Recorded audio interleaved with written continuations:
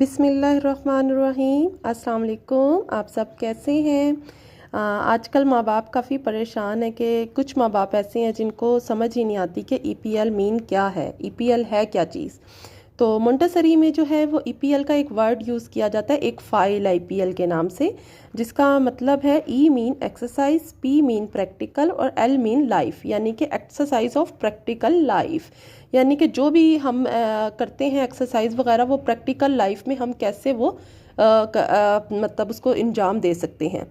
तो अब इसका मैं इंट्रोडक्शन, बेनिफिट्स वगैरह आपको इजी वर्डिंग में बताऊंगी ताकि आप लोगों को समझ आ जाए।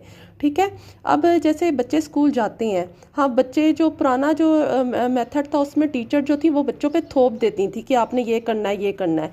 लेकिन आजकल वैसा नहीं है। आजकल हम लोग टीचर्स ऐसी हैं कि वो कहती हैं बच्चा जो करना चाहता है उसको करने दिया जाए, उसका कॉन्फिडेंस जो है वो ख़त्म ना किया जाए।